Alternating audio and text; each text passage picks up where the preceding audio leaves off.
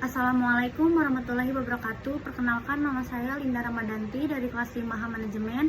Di sini saya ingin menjelaskan materi saya tentang sistem informasi sumber daya informasi.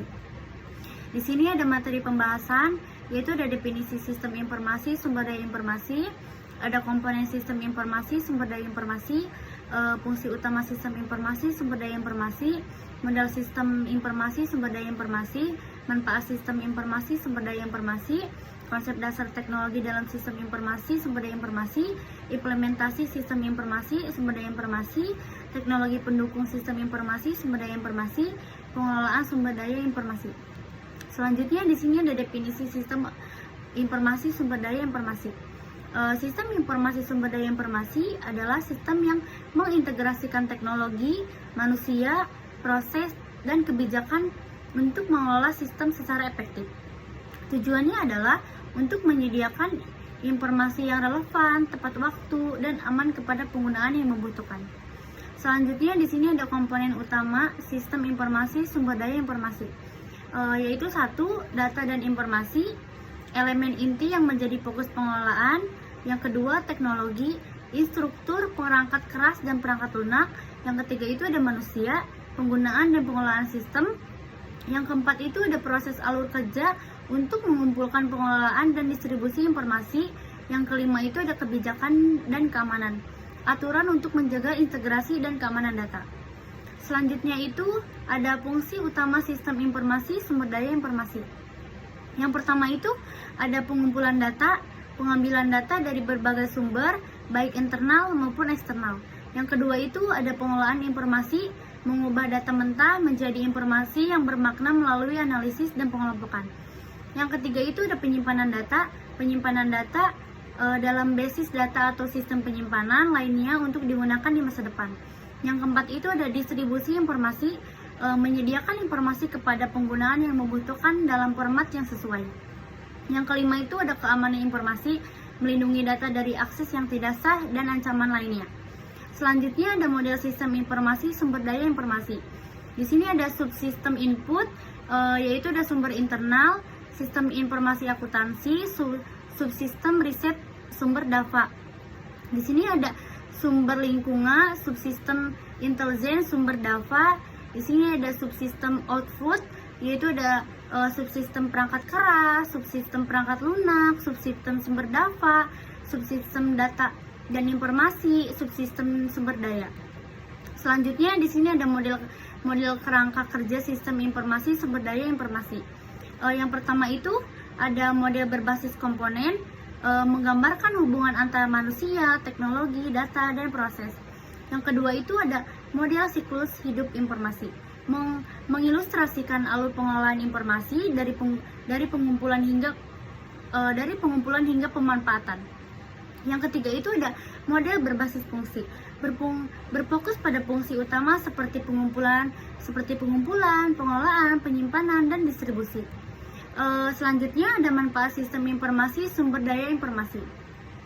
Yang pertama itu ada efisiensi operasional, mempercepat pengelolaan data dan mengurangi duplikat pekerjaan. Yang kedua itu ada pengambilan keputusan yang lebih baik, memberikan informasi yang relevan dan akurat untuk mendukung strategis organisasi. Yang ketiga itu ada akses informasi yang cepat dan mudah, memastikan informasi tersedia kapan saja dan di mana saja. Yang keempat itu ada keamanan data, melindungi informasi penting dari ancaman eksternal dan internal. Selanjutnya itu ada tantangan implementasi sistem informasi sumber daya informasi. Yang pertama itu ada biaya implementasi, yang kedua itu ada kompleksitas teknologi, yang ketiga itu ada resistensi perubahan, yang keempat itu ada keamanan informasi. Selanjutnya di sini ada peran sistem informasi sumber daya informasi dalam organisasi. Yang pertama itu ada mendukung pengambilan keputusan strategis, yang kedua itu ada mengoptimalkan penggunaan sumber daya, yang ketiga itu ada memastikan transparansi dan akuntabilitas. Konsep dasar teknologi dalam sistem informasi sumber daya informasi. Teknologi dalam sistem informasi sumber daya informasi melibatkan penggunaan perangkat keras seperti server, dan perangkat penyimpanan data, serta perangkat lunak seperti aplikasi manajemen informasi, dan alat analitik. Selain itu, teknologi mendukung seperti kecerdasan buatan AI dan mempelajari machine learning mulai diterapkan untuk meningkatkan efisien dan akurat pengelolaan data. Selanjutnya ini ada tahapan implementasi. Yang pertama itu ada analisis kebutuhan, mengidentifikasi kebutuhan informasi organisasi. Yang kedua itu ada perencanaan sistem, membuat desain sistem yang sesuai. Yang ketiga itu ada pengembangan dan pengujian, membuat dan menguji prototip sistem. Yang keempat itu ada penerapan, mengintegrasikan sistem ke dalam operasional organisasi. Yang kelima itu pemeliharaan, memastikan sistem tetap berjalan optimal. Selanjutnya di sini ada tantangan dan strategis mengatasi tantangan implementasi sistem informasi sumber daya informasi. Yang pertama itu ada biaya implementasi, investasi awal yang besar. Yang kedua itu ada kompleksitas teknologi, membutuhkan keahlian khusus. Yang ketiga itu ada resistensi perubahan, penolakan dari penggunaan. Yang keempat itu ada keamanan data, ancaman serangan siber. Yang kelima itu kepatuhan regulasi, memastikan sistem memenuhi persyaratan hukum dan kebijakan privasi. Untuk mengatasi tentang tersebut dapat menyediakan pelatihan dan dukungan teknis bagi pengguna, mengadopsi pendekatan bertahan dalam implementasi, melakukan audit keamanan secara berkala, menggunakan solusi teknologi yang fleksibel dan scalable.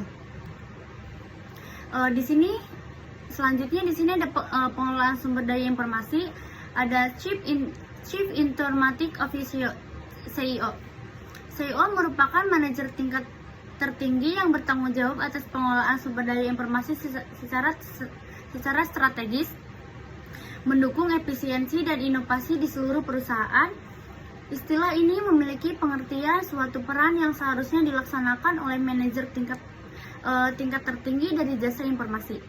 Seperti dimaksudnya oleh konsep tersebut, Chief Information Officer (CEO) adalah manajer jasa informasi yang menyumbangkan keahlian manajerial tidak hanya untuk memecahkan masalah yang berkaitan dengan sumber daya informasi, tetapi juga area operasi perusahaan lainnya. Selanjutnya ada pengelolaan sumber daya informasi, perencanaan strategis. Perencanaan jangka panjang juga dikenal sebagai perencanaan strategis karena mengidentifikasi tujuan-tujuan yang akan memberikan perusahaan posisi yang paling menguntungkan dalam lingkungannya, serta menentukan strategi untuk mencapai tujuan-tujuan tersebut. Pentingnya perencanaan strategis pada manajemen tingkat atas merupakan alasan Robert Anthony menanamkan tingkat perencanaan strategis. Selanjutnya di sini ada pengelolaan sumber daya informasi. Perencanaan strategis fungsional. Setelah rencana strategis untuk perusahaan telah ditetapkan, tiap area fungsional bertanggung jawab untuk mengembangkan rencana strategis mereka sendiri. Rencana fungsional merinci bagaimana area-area tersebut akan mendukung perusahaan saat perusahaan bekerja menuju strategisnya. Model IRM. Kondisi-kondisi IRM yang diperlukan tersebut tidak berada terpisah tetapi bekerja sama secara terkoordinasi lingkungan perusahaan. Eksekutif perusahaan, area fungsional, sumber daya informasi, dan pakaian tingkat-tingkat sistem mempengaruhi manajemen sumber daya informasi. Lingkungan membentuk super sistem dari perusahaan. Manajemen perusahaan pada tingkat tertinggi merencanakan strategi yang merupakan perusahaan sebagai suatu sistem mencapai tujuannya. Area-area fungsional menggambarkan subsistem perusahaan, dan rencana-rencana strategis merupakan mendukung rencana strategis perusahaan. Semua rencana strategis perusahaan fungsional menjelaskan bagaimana sumber daya informasi disediakan bagi para pemakai pada semua tingkatan. Selanjutnya di sini ada kesimpulan. Sistem informasi sumber daya informasi merupakan solusi penting untuk mengelola informasi secara efektif. Dengan komponen yang terintegrasi, sistem ini dapat mendukung organisasi dalam mencapai tujuan strategisnya. Namun, implementasi sistem informasi sumber daya informasi memerlukan perencanaan yang matang, pengelolaan yang baik, dan sumber daya yang memadai. Manajemen informasi yang efektif menjadi kunci keberhasilan organisasi dalam era digital ini. Cukup sekian penjelasan dari saya. Wassalamualaikum warahmatullahi wabarakatuh.